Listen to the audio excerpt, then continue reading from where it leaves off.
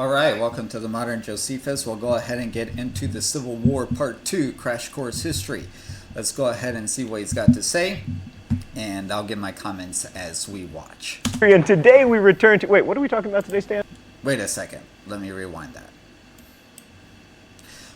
Welcome back to the Modern Josephus. Let's go ahead and get into the Civil War Part 2 as we watch and see what he's got to say for us today. And I'll go ahead and give you my thoughts as we roll along. Hi, I'm John Green. This is Crash Course U.S. History, and today we return to... Wait, what are we talking about today, Stan? Oh, the Civil War. I can tell because Lincoln's here. But this week we're not going to talk about casualty counts or battles or generals with their heroic and probably fictional dying declarations. Mr. Green, wait, did that one guy not really say, "Honey bun, how do I look in the face?" Because that was the best part of this whole class. Jeb Stuart did say that to me from the past, but it probably wasn't his last words. But anyway, today we're going to try to focus on what's really important. In the end, the really vital stuff isn't like Pickett's charge or Lee saying it is well that war is so terrible, otherwise we would grow too fond of it, or the surrender at the Appomattox courthouse. Yeah, the reason why he said that is because men just like to compete.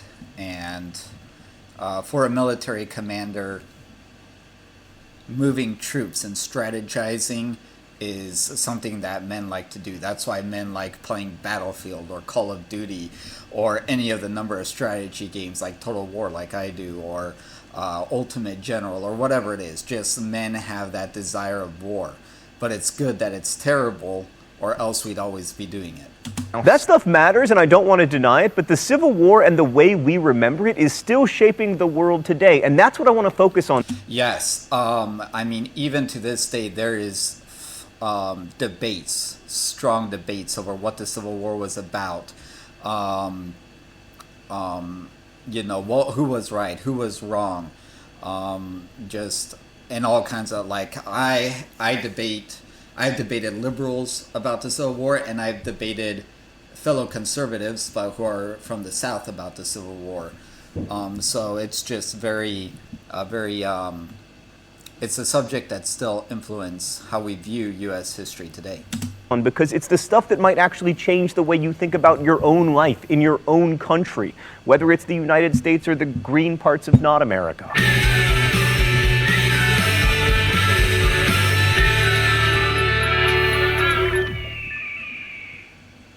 So let's start with one of the big questions historians still ask about the Civil War. Did Lincoln free the slaves? The answer, as with so much here on Crash Course, is yes, and also no. Let's go straight to the thought bubble today. So Lincoln's reputation as the great emancipator rests largely on his Emancipation Proclamation, an executive order which went into effect on January 1st, 1863. This order ostensibly freed all the slaves in territory currently rebelling against the United States, i.e. in areas where the U.S. government had no authority to free slaves. This is rather like the United States announcing that from here on out, North Korea will be ruled by Lady Gaga. Sure, it's a great idea, but it's not really your jurisdiction. In areas where the U.S. did have the authority to free slaves, the border states and some of the areas of the Confederacy that had been effectively conquered and occupied by federal troops, those slaves were not freed. So Lincoln didn't free the slaves that he actually had the power to free. He did not have the power to free them. That's why he didn't free them. That's why the Emancipation Proclamation was an executive order that had to do with a war effort. He couldn't free slaves in states that were still a part of the Union. He didn't have that power. He couldn't. Why? Because there's something called the 10th Amendment. And Lincoln was a strong believer in the 10th Amendment. So he couldn't free slaves in states that were still in the Union. And states that are in rebellion, you can do that. Because they're in rebellion, so you can declare anything you want against them. You're fighting a war against them, so in order to bring the war to a conclusion, you have to take some measures. And, yes, well, they like to say, well, it really didn't free anybody in the South. Listen. Slaves were pouring in, even before the Emancipation Proclamation, slaves were pouring into the Union forces for freedom. Now, several generals decided that, what we're going to do is we are going to use them as contraband, and we will use them to work for the Union Army. but tons of slaves were going into the North, into Northern armies' arms. And they still continued to do so after the Emancipation Proclamation was issued. So they were receiving slaves all the time, and those slaves that were coming into Union lines immediately were free. They were free. So the Emancipation Proclamation still worked heavily, and all the slaves that had been taken as contraband were freed. So the Emancipation Proclamation still freed slaves. Many historians argue that, in fact, slaves freed themselves. How? By running away to Union lines and becoming, quote, contrabands. Because this was a time of war and slaves were seen as a valuable resource to the enemy, when they escaped and sought refuge with Union troops, Union commanders wouldn't give them back, despite fugitive slave laws still being on the books. Well, here's the thing, and I think Lincoln did this too at the beginning. See, what happened was John C. Fremont was in charge of Missouri. And he just started, and the slaves were pouring into his army. And what he did was he issued an Emancipation Proclamation on his own. Well, Congress didn't like that. Lincoln didn't like that because they had no authority, and a general especially didn't have any authority to do that. But what Lincoln did instead was he issued a proclamation or issued an executive order saying that any escaped slaves would be made into contraband. So it was confiscated property that was now going to be put to use for Union armies.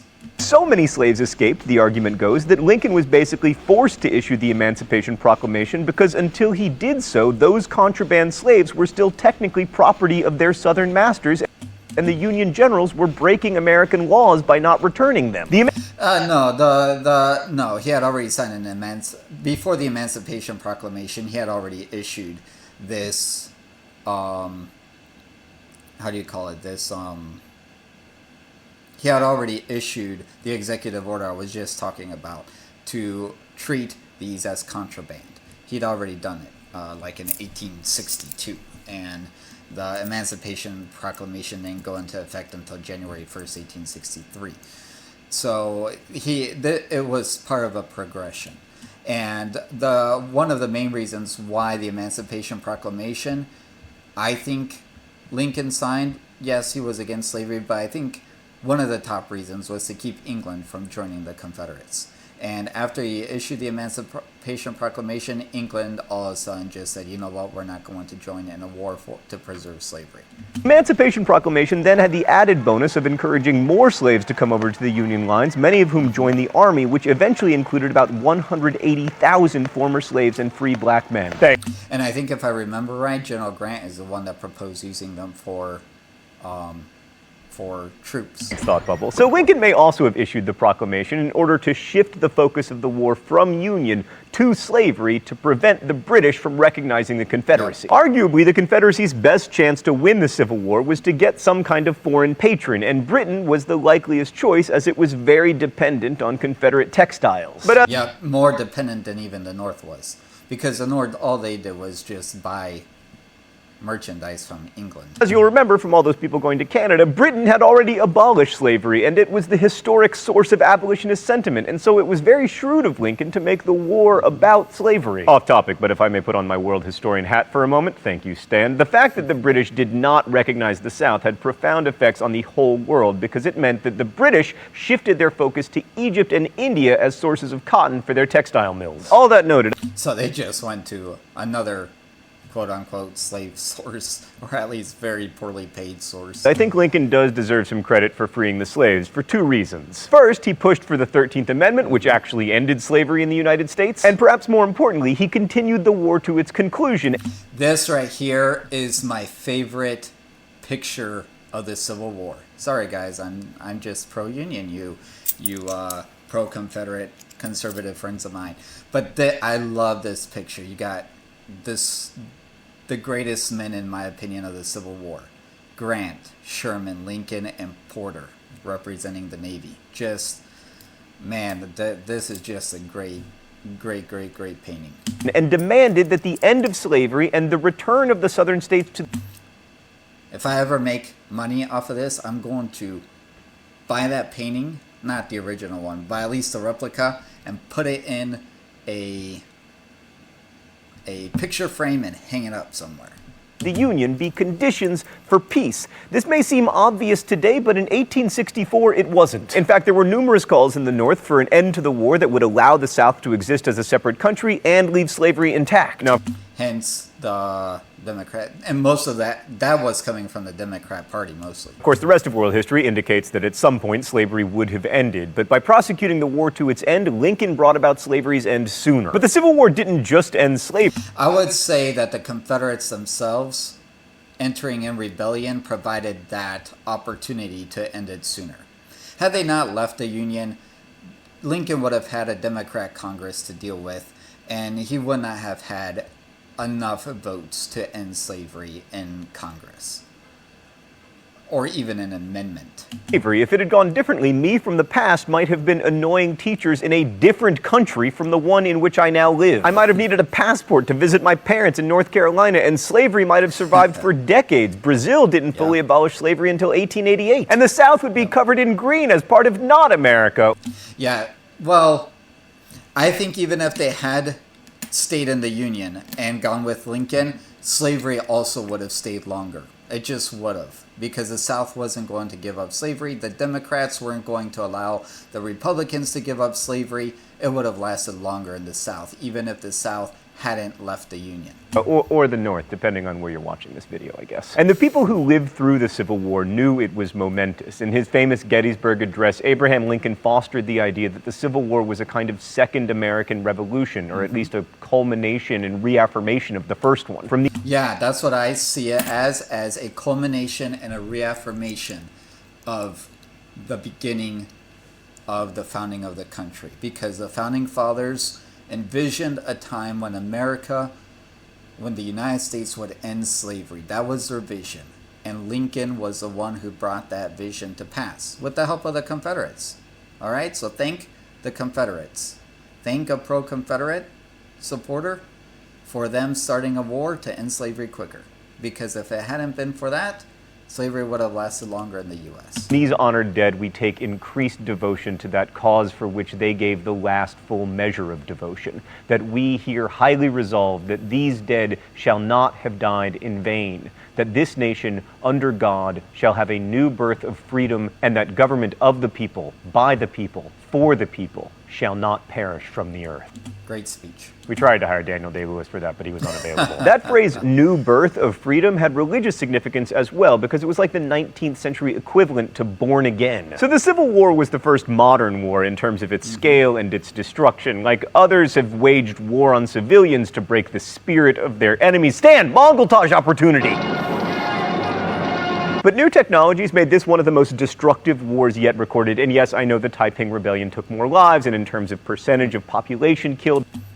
You know, I should do a series on Chinese or Asian history because I literally know nothing. Nothing.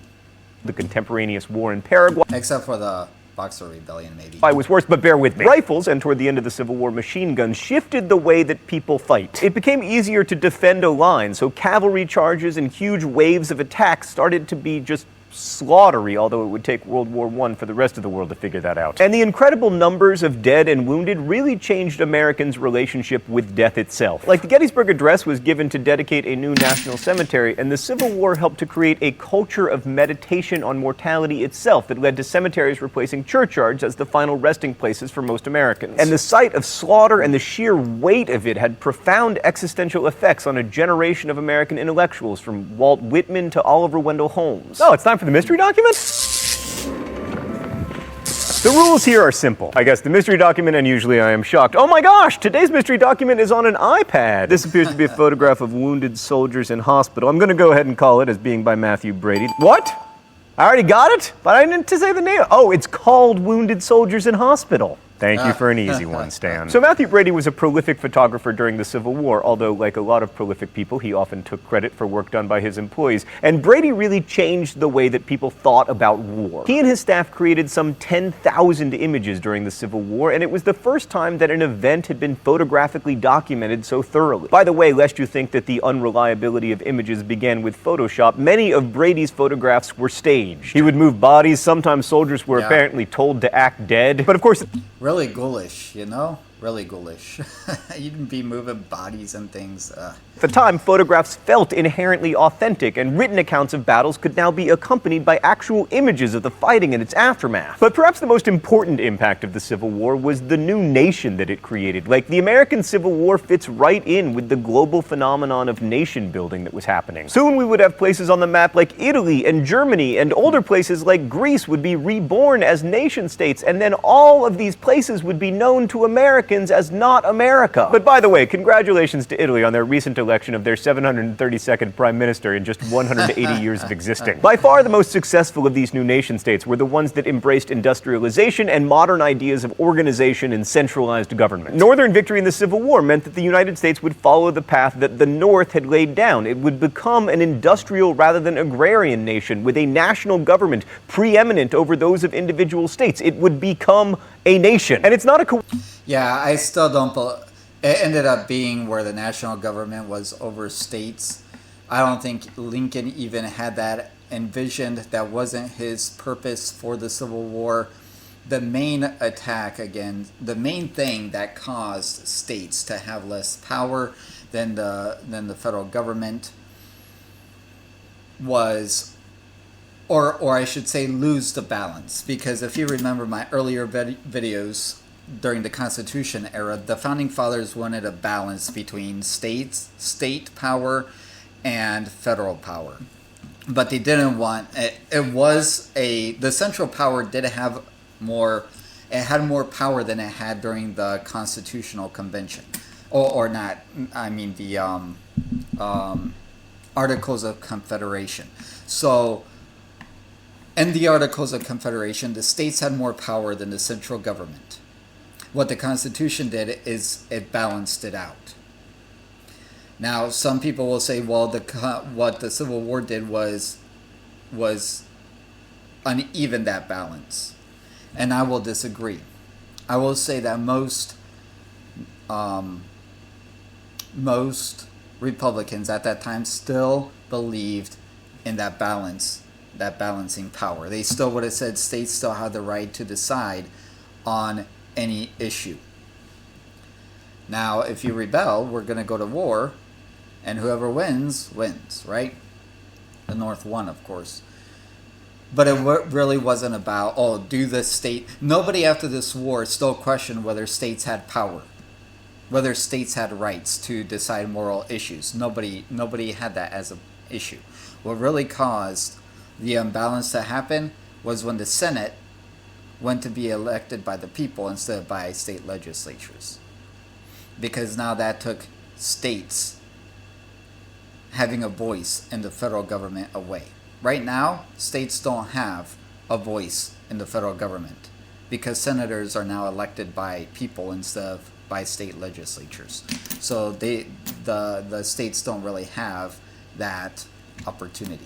Coincidence that over the course of the 19th century, people stopped pluralizing the United States. They stopped saying the United States are a great place to live and began saying the United States is a great place to live. The Civil War helped singularize what had been until then a plural nation. And Abraham Lincoln was the first president to truly expand the power of the executive. He ordered blockades and suspended habeas corpus in addition to emancipating the slaves. The power to... Okay, so... again... Lincoln wasn't usurping power here. He was just doing what he had to do during a war. All right, there was an open rebellion. I said that the Emancipation Proclamation, it didn't go against states' rights because Kentucky, Missouri, Maryland, and Delaware were allowed to keep their slaves because Lincoln knew he couldn't take their slaves away. All right, he respected the 10th Amendment. He respected states' rights. What was the other thing he said? I forget. Let's back it up. Executive, he ordered blockades and suspended habeas. So blockades, of course they're going to do blockades in the war. You have to. The suspension of habeas corpus. Now this is where I do say that he did not have that power, and I think he knew that he didn't have that power. Congress does have the power to suspend habeas corpus. I don't know if during the Alien and Sedition Acts, I guess that's a suspension of habeas corpus by the federal government, so it had been done before. It wasn't something new. But he did it. See, the South was smart. When they fired on Fort Sumter, they knew that Congress wasn't in session. So they did that at that time in order to cause the chaos. And so Lincoln issued the suspension of habeas corpus while Congress was away. He had no Congress. And Congress does have the power under Article 10, I believe, of the first under the first article, section 10, I think, if I remember right. But anyway, so he took that power, and he shouldn't have. I do disagree, just like I disagree with Congress even passing the Alien and Sedition Acts. But Congress does have the power, and eventually when Congress came back, they did authorize Lincoln to suspend habeas corpus. But yeah, he did take that power. But I don't think any president has done it before, and if a president did it again, there would be it'd be a major big thing, just like it was back then. Habeas corpus, in addition to emancipating the slaves. But the Republican-dominated Congress played a role in this federalization too. Congress passed the Homestead Act in 1862 that encouraged settlement of the West by basically giving away land to anyone who had $18 and was willing to live on it and farm it for $5. But didn't they do that before? Like, wasn't that the Northwest Ordinance? I'm not sure. I'm just asking. 5 years. Meanwhile, the Morrill Land Grant Act financed colleges to offer training in new scientific agricultural techniques. The Department of Agriculture was created to generate statistics and share best practices in farming. Congress also helped unify the country with massive land grants in the Pacific Railway Act of 1862. And during the war, the Lincoln administration gave away 158 million acres to railroads to tie the nation together. Get it? Yeah, I get it. Tie the nation together. Good one. Wow, if you look at this train right here, it's like you can see through it. Anyway, well, what was I going to say? Oh, about the railroads and canals. That had already been pushed and done by John Quincy Adams in the 1820s. Tie, railroad ties, the nation together.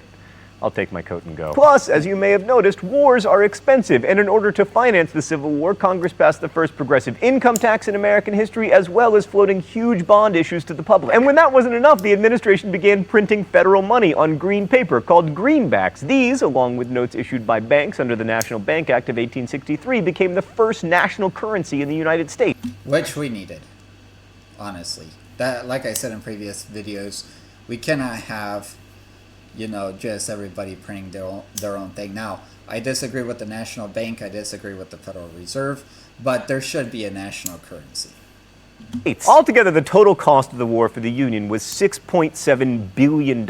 Interestingly, if in 1860 the federal government had purchased every slave and granted a 40-acre farm to each family, the total cost would have been $3.1 billion. But A, it would have been hard to get that bill through Congress, and B, at the time, the federal government had no way to raise that kind of money. The federal government also actively promoted the industrial economy that was to become dominant in the United States after the war. In fact, industrialization was so healthy that visitors to cities in the North during the Civil War would have been hard-pressed to notice that they were even in a war. So ultimately, the Civil War was a victory for Alexander Hamilton's Federalist vision of what America should be. I mean, Thomas Jefferson could never have imagined the United States that emerged from the Civil War, a government that supported an army of 1 million men, carried a $2.5 billion national debt, distributed public lands, printed a national currency, and collected an array of internal taxes. It sounds like Britain. So the Civil War wasn't just a victory of North over South or of freedom over slavery. It created the nation that the United States of America has become.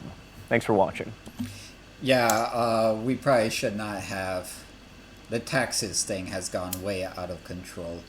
What used to happen is the states would collect the taxes and then send it to the federal government. That's how it was collected.